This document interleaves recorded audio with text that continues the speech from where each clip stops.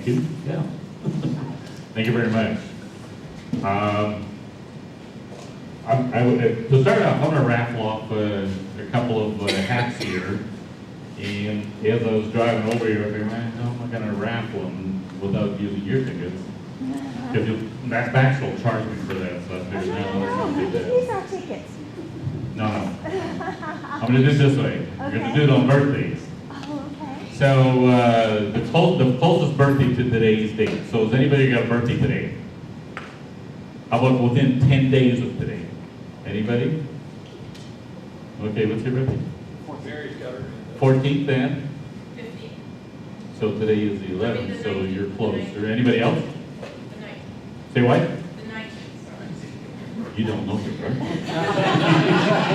And you have to check your driver's license first. So I'm going to give you a choice between the colors.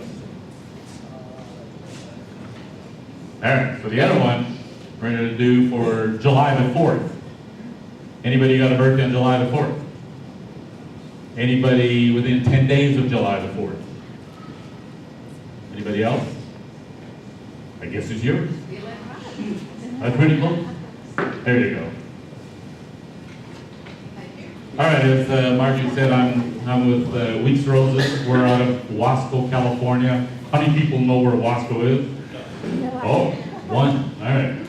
Wasco is about 25, 30 miles northwest of Bakersfield. We're in the Central Valley of California. Probably some of the richest soil in the world. Some people may argue with that, but it is one of the richest soils in the world. We seem to have plenty of water, even though it's way down. I'm always surprised. It's a valley that's only a couple of hundred feet above sea level when you think of it, and yet our water is down at about 1,300 feet below. That's where the table is. So I'm always surprised when I think of that, how far down it is. So our pump's going to bring up the water a long ways. We have our own water. We do draw water from canals if we have to, but we generally have our own water. So we are a rose company that was started by Ole Weeks and Verona Weeks back in 1937. And they started off in the Ontario, California area, which is part of the Los Angeles basin today. Not much agriculture there. There used to be a lot of vineyards there and everything. Moved out to the valley, I think, if I remember right, about 1970 or so, somewhere around there. And so we've been there ever since. We used to, at one time, operate out of our facility in Upland by Ontario up until only about 12 years ago. So we would ship all our roses from Wasco all the way down to there, process them there, refrigerate them there as we're shipping, which cost us about $500,000 just on that transport from Wasco down to Upland. So it's a huge expense. So back in about 10 to 12 years ago, a developer came by our property in Upland, California and said, hey, you know what, your property is worth about $12 million. We'll build you an office building right by the fields in Wasco for $12 million. So it's a straight exchange. So it's kind of cool. So except nobody wanted to move from Upland to Wasco. Wasco's kind of in the middle of agricultural belt, and if anybody spends any time in the valley, what you smell in the valley all the time is going to be manure. So that's not exciting. Anyways, Ole sold the company back in 1986 to Charlie Hecker and Bob DeMeo. They in turn sold it to a corporate structure called International Garden Products in 1998. And I used to buy, I had an operation in Canada, I used to buy roses from Weeks way back then and started with selling Weeks roses in 1998. So I had a long-term relationship with Weeks. Bob DeMeo and Charlie then sold this operation, as I mentioned, in 98. It's turned over a couple of times with corporate structures, and any of you that work in corporate structures, it's very different than having a single solitary ownership. And today we do have a single solitary ownership. He does own a lot of other businesses in horticulture, but now it's Knurk owns a company called Gardens Alive. They're out of Ohio. How many people get the mail order things from them?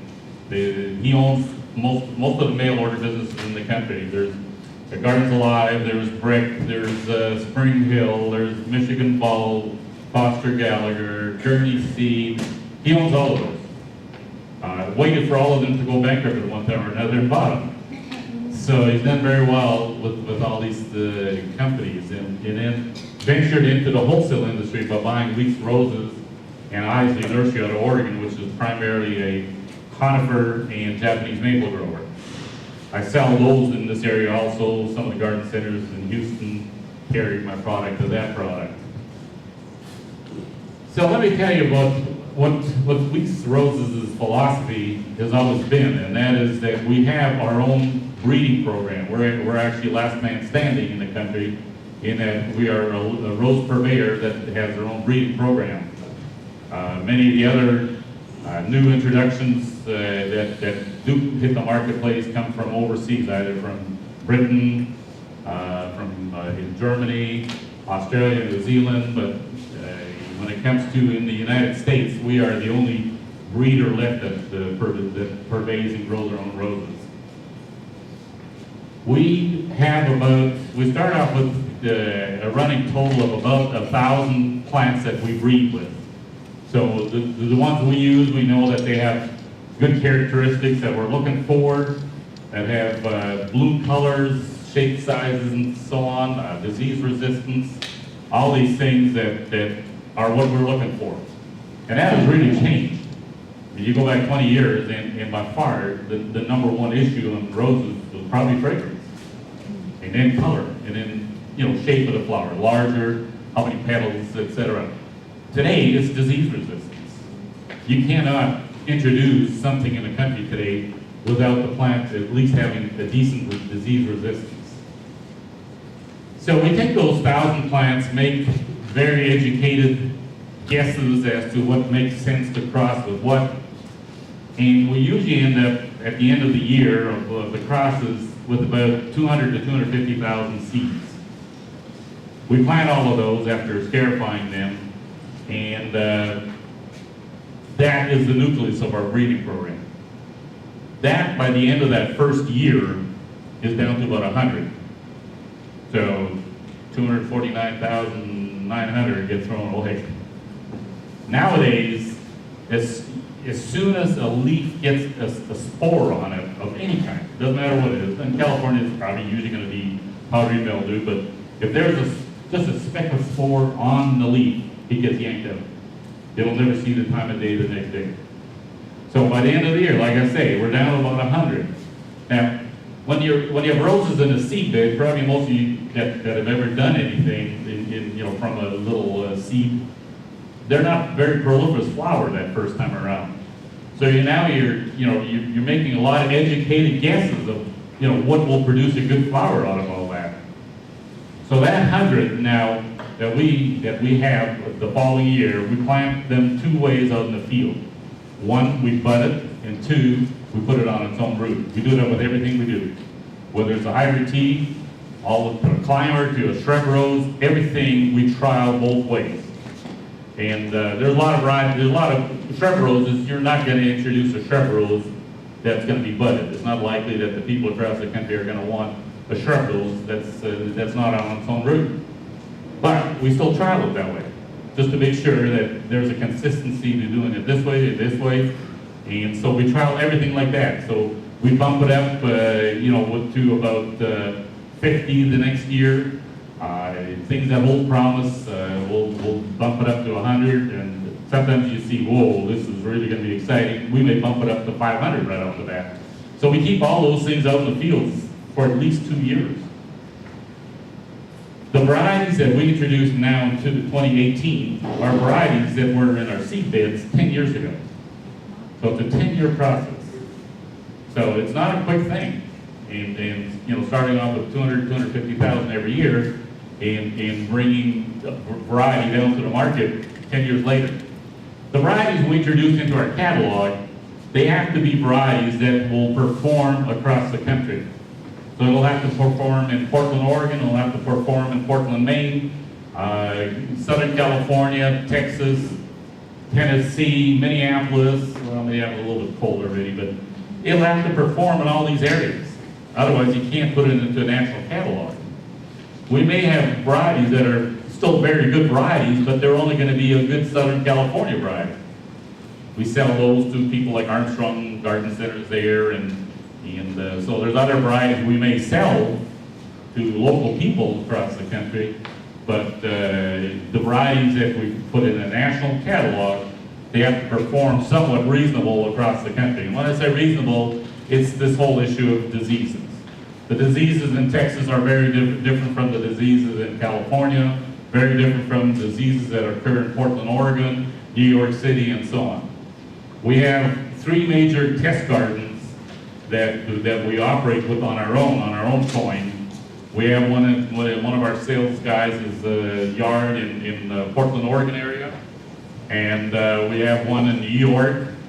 Another one of our salesmen that has a neighboring property that somebody grows the stuff there for him, and we have one in Tennessee. Tennessee actually seems to have more problems with black spotting than we do even in South Texas. Not sure what the difference is in Tennessee, but you know, the area in Tennessee produces the unbelievable black spotting issues.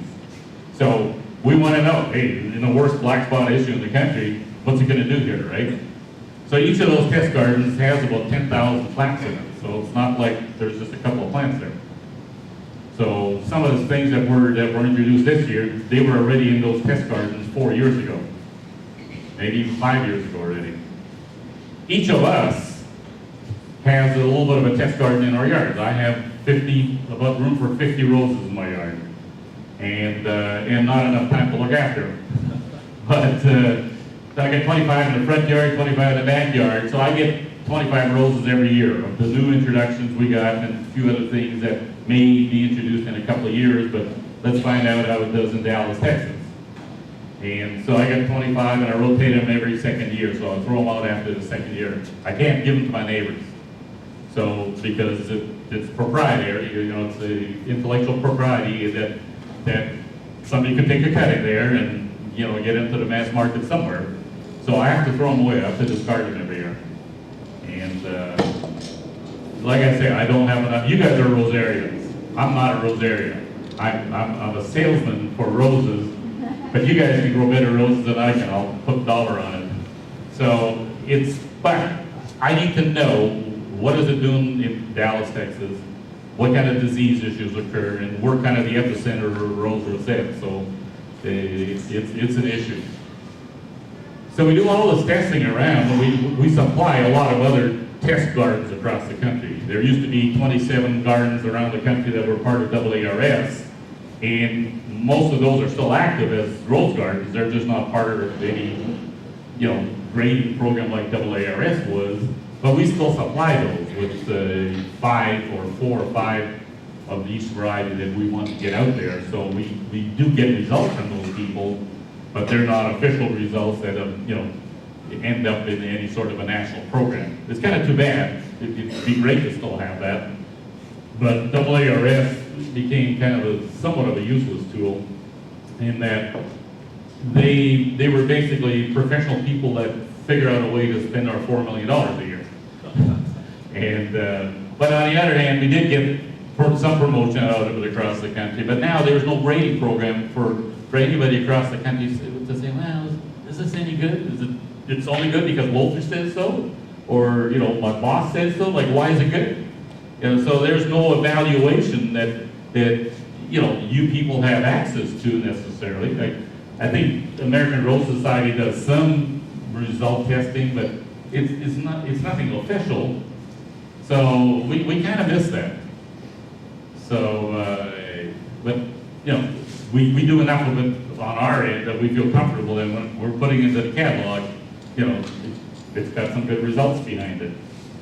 We introduced 8 varieties this year, and but next year there's only 4. If they don't hit the muster to where we think that, you know, this is going to be good across the country, well, you can't help just to say, well, we're going to introduce 8 no matter what. You know, if they don't make it, they don't make it.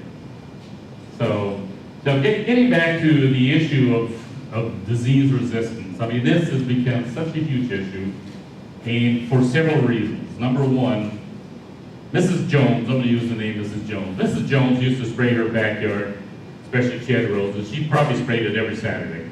Mrs. Jones in Houston, New Orleans, or wherever, she knew if she had roses, she could have a problem with black spotting and so on. And if she did, she'd have a piece of rose about this tall, and they'd have folders from here to the top. Everything else was dry.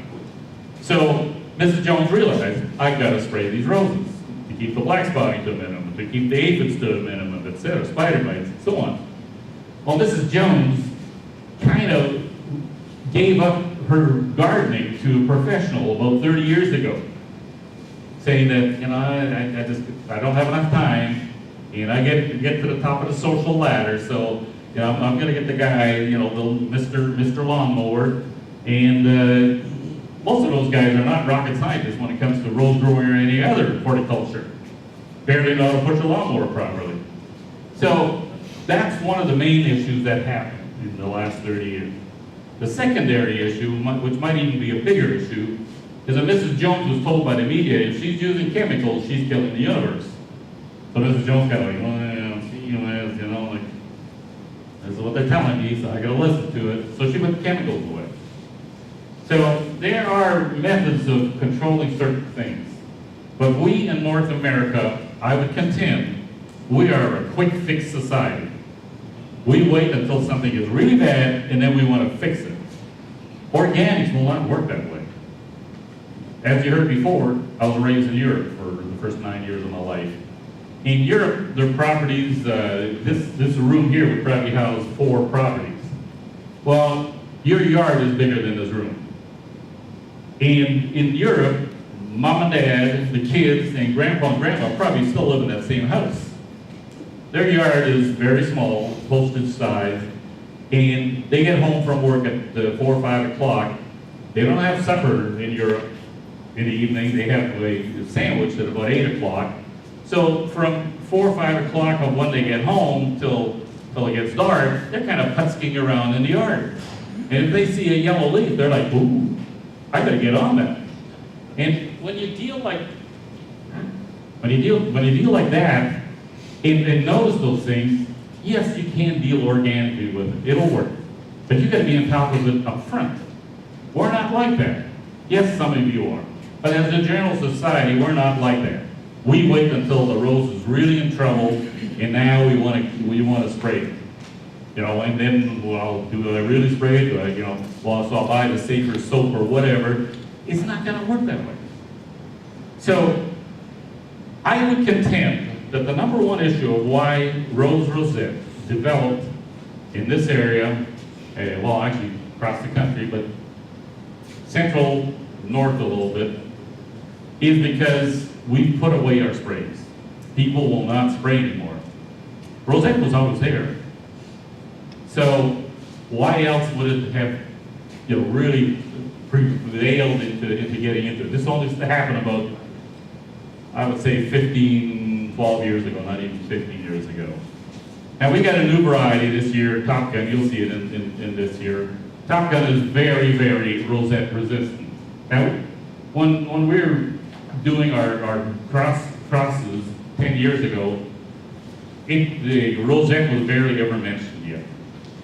So it's not like we were purposely looking for it, So it just happens that way. It's very resistant. Can I ever say it's resistant? No. It's just like, when people came up with knockout, the verbiage was, it's black spot resistant. Well, it's not. It gets black spots, just not as bad as the other roses used to get. So can you ever say it like that? Well, that's one of the other problems. So because it's so black spot resistant knockouts, people planted them in thousands in a bed. Houston probably has more knockouts in the landscape than any city in North America. So you got a bed that's got thousands in it, nobody sprays.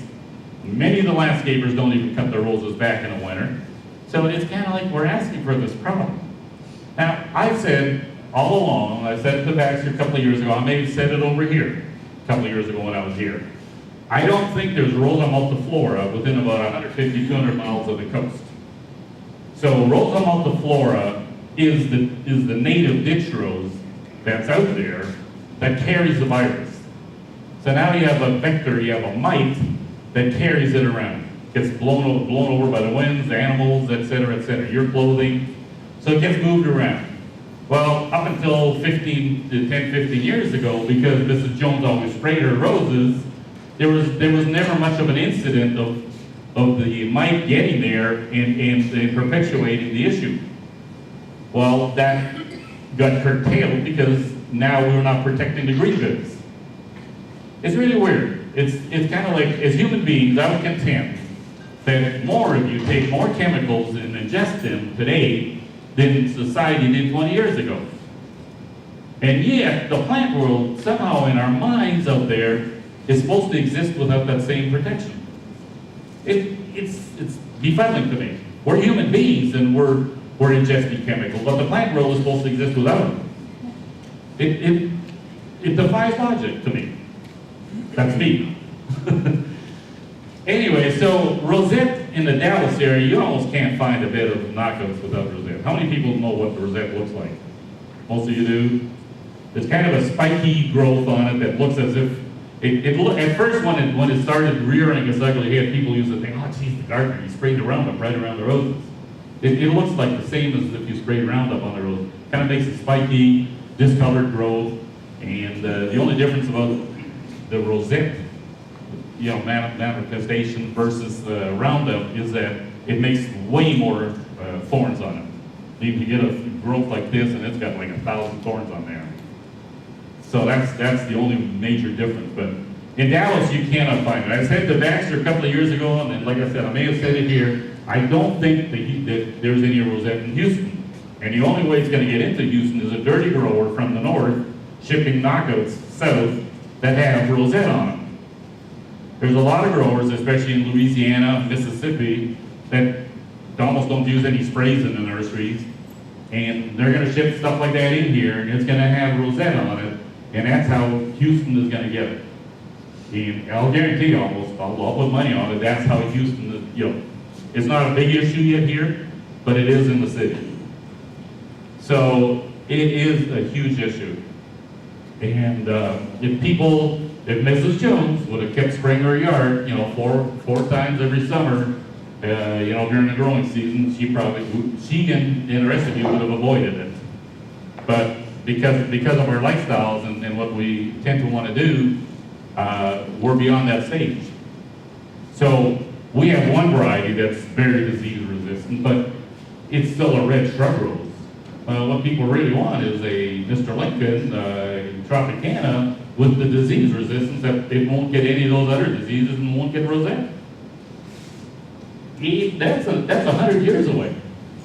I mean, to keep breeding with the gene that carries, the resistance to rosette, to continue that on in breeding, that's a long time.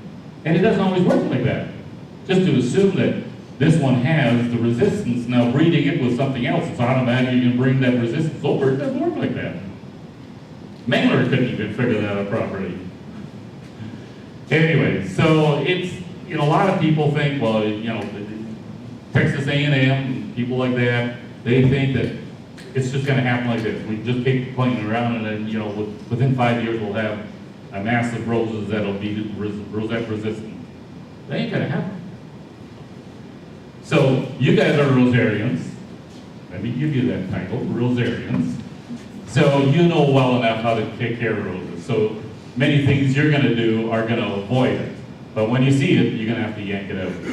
There's no cure for the virus. There's no cure for any virus in the plant world. There's nary a good, cure for people with viruses. So the plant world, really, you cannot really cure a virus. And rosette, once it's in the plant, it's in the plant. Now, you can yank that plant out and put something else right in the spot. There were people in the initial stage of this saying, wow, no, it's in the soil. Well, no, it's not. It's really no different than Roundup. You spray something with Roundup, it does nothing to the soil. It's in the root system, period. So, yank something out, plant right into the same soil. So, again, there's a lot of misinformation, especially in the initial stages of this. I have no idea what the people that are on radio, TV here, or Randy and whoever, are they giving the right information? I assume so, because you're giving the right information, aren't you? Come on, Bassett. So, I hope they do, that people aren't misinformed. In the initial stages 10 years ago, like Dallas, Oklahoma City, Tulsa, some of the information that was on the radio was kind of like, well, that's not true, So, all right, any questions about that? I'm not going to tell you anything about how to grow roses because, like I say, you guys grow better roses than I do. But one of the things, you mentioned about pruning. One of the biggest issues I still think is good pruning practices on roses. So the trick to anything in the plant world, good cultural practices will minimize the potential for problems. So if you keep things in give it the right light conditions, good soil conditions, good watering, fertilizing conditions, keep them clean, however you want to do it, and good pruning practices, you will minimize 90% of any bad things that befall the plant world. That goes for your grass, it goes all the way up to trees. So that's the only thing I'm going to say about how to culturally look after roses. You guys know how to do that. Any questions about some of the things I talked about, rosette and so on? I think you guys are fairly new for a rosette. When I talked to you 2 years ago, nobody had a rosette. Any questions? I was in the hotel room this evening just before, I was gonna Google it. Just rosette, R-O-S-E-T-T-E. And I couldn't find one that quickly enough that made sense. I think, Google. You'll find some files on the Houston Rose Society website. It'll show you pictures. Pictures. Okay, good. Okay, good. Any other questions about rosette? All right, so let's get into some of the new introductions of the last this year and next year. I got a few slides for 19 already, and Dave Stewart at Congo Nursery, I give him 50 roses every year for the purpose of the Houston Rose Society. In the past, I've often given them, like 5 Mr. Lincolns, 5 Tropicanas, and he just, kind of figured, well, that'll help me offset some of the things the Houston Rose Society gets from me and so on. So this year, I gave him all the new introductions. So he has, he had them anyways for sale, but I gave him the 50 plants I gave him are the new introductions. So that bodes well for you guys. And I think somebody picked up a couple from him yesterday or today or whatever. You need to tell the rest of that story. The new introductions didn't come in time. Well, no, some of them did, but he may not have planted them yet. The Top Gun, I know he hasn't got yet. Right. Yeah. Do you have any of them? Pardon me? Do you have any of them? Oh, I'm sure he would. Yeah, he's getting him in. Next week he will for he- sure, but not exactly. tonight. Yeah. He got a second shipment in already, and he also plants for moss, and he plants for wholesale gardens, which supplies the Thompson Morgan. Not that they sell a lot of roses, but so Dave does about 5,000 roses a year. He's really become a good grower. Pretty much learned about 90% of what he's utilizing from Pete Robertson. How many still remember Pete? Quite a few do. So Pete taught him everything he knows today before he died. So that was kind of cool. So let's get into these. The presentation that our breeder gave us doesn't follow any sort of specific format, but this Easy Spirit is a Floribunda that I'll guarantee you would have been at the top of the class if AARS had been around. It is a dynamite Floribunda. Holds its foliage extremely well, very disease resistant. Knockout like, no, I wouldn't say that, but it's a very disease resistant rose. Pure white. Very nice. Very nice fragrance. We've done a lot of work in the last couple of years with what are called Helthema roses. Personally, I don't care for them, but some people do. Now, as with any flower, any plant, If the flowers are smaller, you're gonna get a greater abundance of them. And because this is cluster small flowers, it is just totally covered with flowers. Very disease resistant, almost knockout-like. So, I'm gonna use that term a lot, knockout-like, because knockout is kind of the standard when it comes to black spotting across the country. After all these years, well, knockout is almost 20 years old now. After all these years and still looking at test gardens and roses that are in various test gardens across the world, knockout is still the cleanest against black spotting of anything that's been out there. So it does perform well. It's not our variety, so I don't necessarily want to promote it, but it is clean for, basically clean for black spotting. This is Top Gun. It grows quite a bit smaller than Knockout. Knockout here will easily get 6-7 feet. Top Gun will probably top out of 4 or 5 feet in a nice clean structure. A darker true red than Knockout is. It has about 8 to 10 petals to the flower with a very appealing yellow center. Now, our owner, I noticed somebody sent me pictures from the Baltimore show. The Baltimore show is a big show going on in Baltimore right now. It's kind of the big show in the green goods industry, in the nursery industry. And our boss had them put up a banner that writes across the top, "Rosette resistant." And I'm like, you can't really say that. I mean, it is very resistant, but can you ever say it's resistant? That implies that he cannot get it. Well, geez, it's a stronger verbiage than I would put. But he's pretty proud of it. And it's a dynamite plant. It really is a dynamite plant. This is a grandiflora called Parade Day. We still have quite a few varieties that exhibit. Can you see here too? That have you got them in the catalogs too. The Parade Day still exhibits a lot of striping. One of our features over the last 20 years has been the striping showing up in the green, in the flower, and it's a very nice addition. Big flower, fairly clean especially for a large flower like that. One thing I didn't mention when I was talking initially, and I said that we do everything, we trial everything both ways, on its own root and as a budded rose. The rootstock we use is Dr. U, is pretty much what everybody in the country uses. People used to use multiflora, by the way. Of course, that was one thing that now in hindsight somewhat perpetuated the rosette issue, because multiflora carries the virus. Anyways, having said that we tried everything both ways, I can tell you that pretty much very close to 100%, the larger the flower, the less likely it will perform on its own root.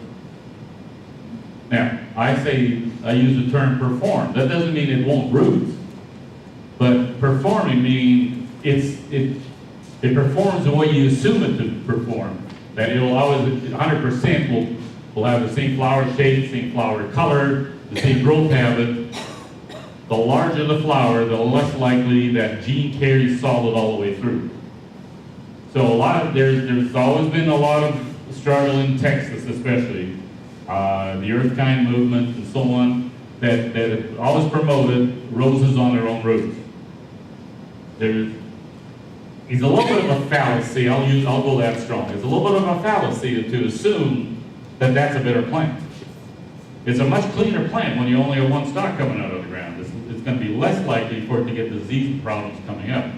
Secondarily, modern day roses are all hybridized to a pretty vast extent. Several generations already. This one only has, a mummy and a daddy, but many times you see crosses, they'll have like 4 or 5 crosses within the cross. Well, genetically, they don't always stay stable like that. It seems like when you bud them onto a different rootstock, they will stay more stable than when you put them on its own root. I realize it sounds contradictory, But the stability of the gene is not strong when it's on its own root.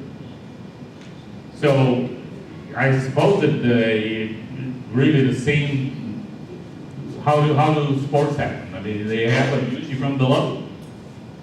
So whether or not, I'm no physicist, I'm no, didn't take biology to the greatest extent, but I've seen, 50 years of, somebody said before 30 years, I've been in this business for over 50 years.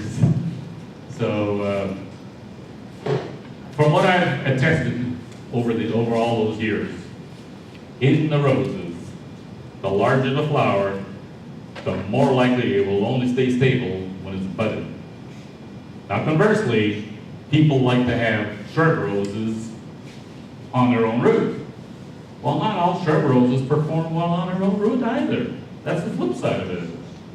So probably the best example is Harrison's Yellow, Austrian Copper. Now these are varieties you guys probably don't grow here. I think Harrison's Yellow was actually the original yellow rose of Texas. I'm pretty confident of that.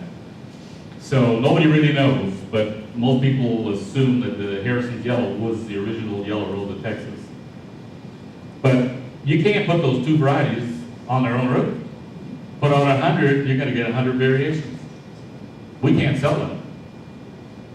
So, anyway, any questions about own root versus budded? It's about $1 more to produce a plant as a budded plant. Okay? Because you get the issue of budding that's very extensive. So, how many of you know what rose budding looks like? Have you seen it in the fields or just on your own yard? All right. So, we grow about 6 million roses. So the rows are 46 inches apart. The distance between the plants is 7.5 inches. So the fields are 2,000 plants across. It's about a quarter of a mile. So the rootstock, Dr. Huey, gets stuck into the ground in November. It gets budded from about April on. And it's a process that takes a couple of months to do 6 million roses. So the guys that do the budding at that time, you've now got to remember, Dr. Huey, by that time, it's a ranking plant that's probably 8-10 feet long. So it's not like you're walking between the rows, all right? So they have a contraption with 4 bicycle wheels.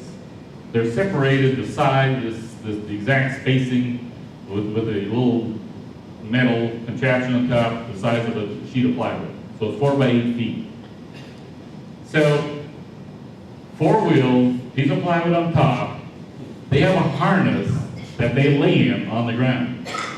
Literally, their tummy is about 3-4 inches off the ground. So they got one in their tummy, one farther back for their legs. They are propelling that thing with their toes across a quarter of a mile before they can go potty again. All right?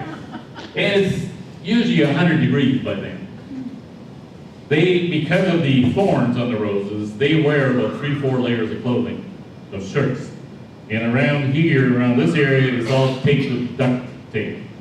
They have their thumb and their forefinger available. That's it. Everything else is taped shut because it's thorny.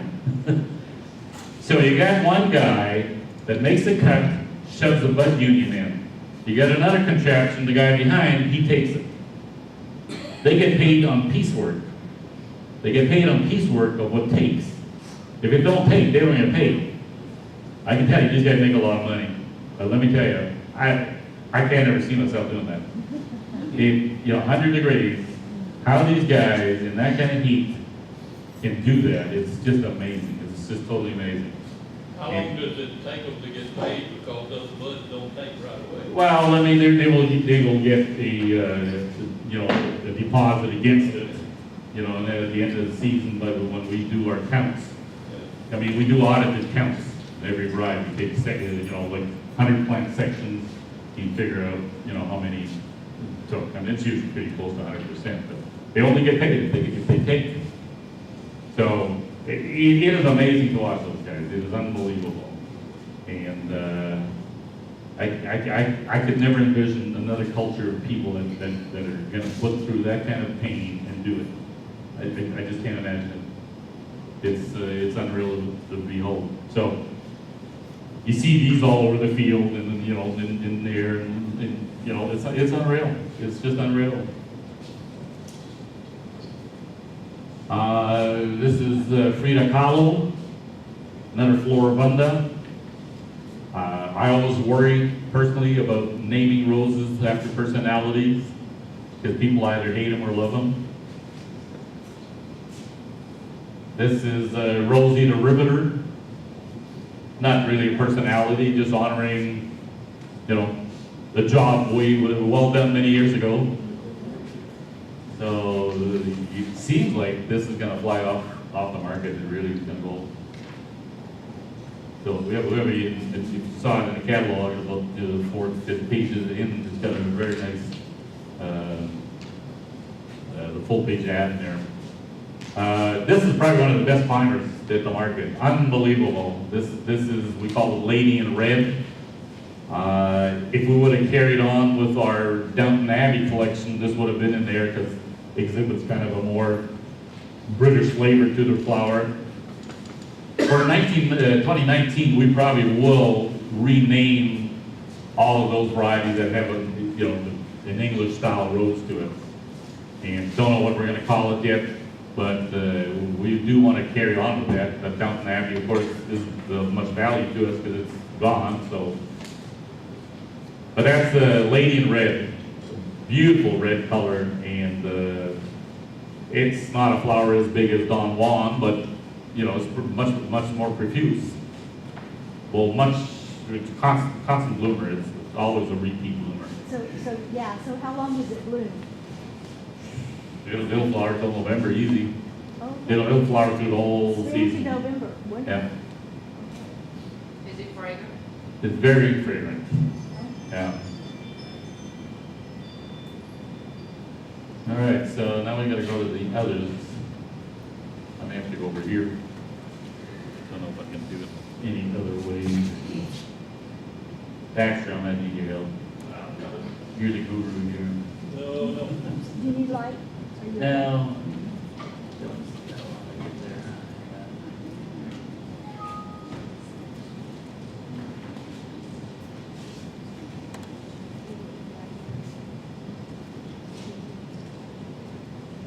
all right, these are the new introductions. Will this work on this? No, it doesn't.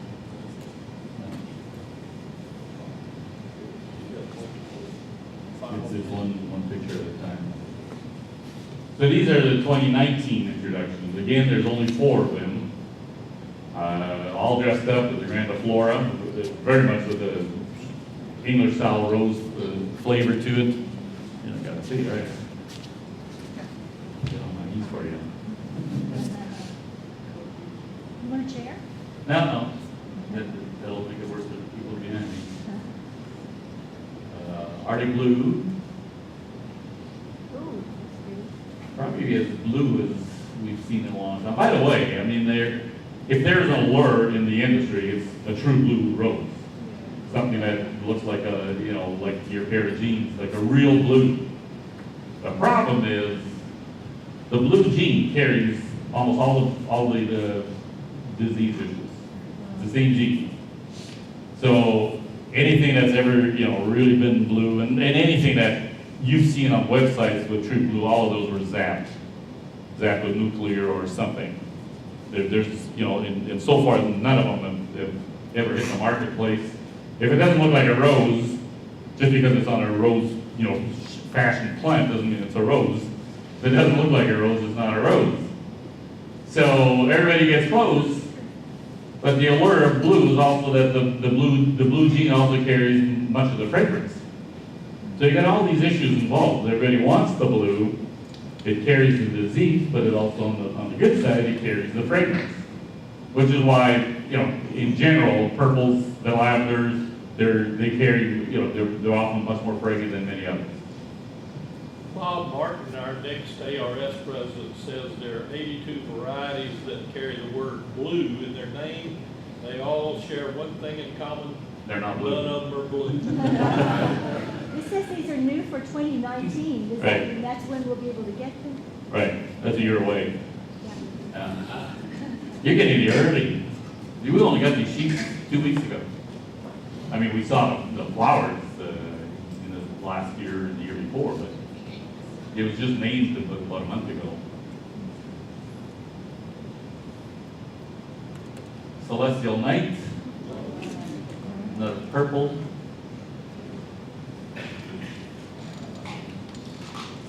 So Ebb-Tide and Grand Dame. Ebb-Tide is the purple that we introduced about 5-6 years ago, Grand Dame, that exhibits really good holding qualities and the color.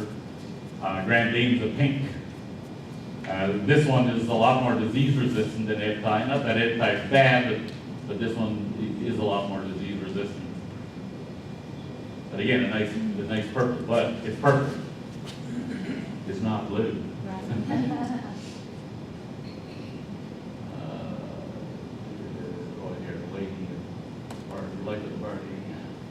This is unbelievable. The fragrance of this thing and the color all the way around and that English style peony look, it is gorgeous.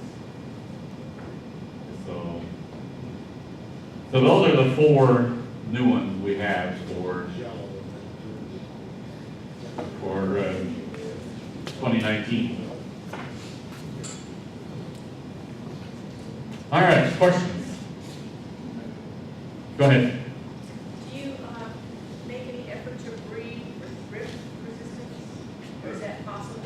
Yeah, I don't know if that is, I mean, generally speaking, insects aren't something you can breed into, the genetics of it.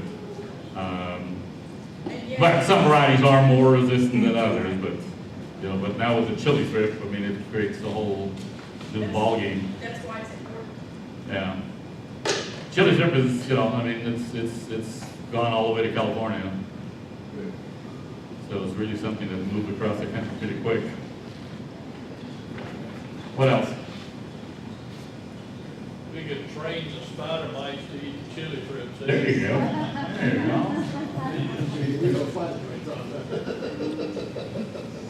One of the things that I've seen a lot in my 50 years is that oftentimes people think they're cute by bringing in a different insect to feed on that insect.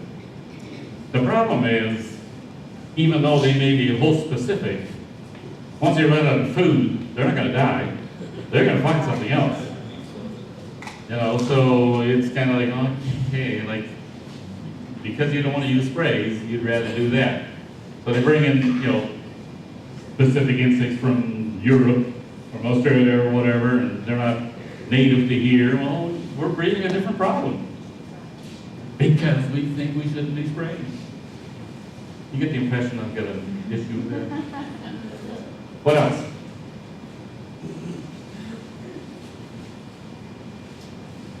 Do these diseases ever die out, or they've been here for 50 years? The question is, do the diseases ever die out? Generally not. I mean, you curb them, they generally don't go away. I mean, you look at the issues we've had with diseases in human beings over the centuries. We've somewhat cured a lot of things, but if we're not careful, like, a lot of them come back again. It's not like they're gone, it's just that, we've created a lifestyle for ourselves that, we get vaccinations against it and whatever else, but, they're still out there. Some people choose not to vaccinate and then they get it. So, they're always out there. What else? This is gorgeous. Thank you very much. Yeah, this was nice. Anyways, thank you very much.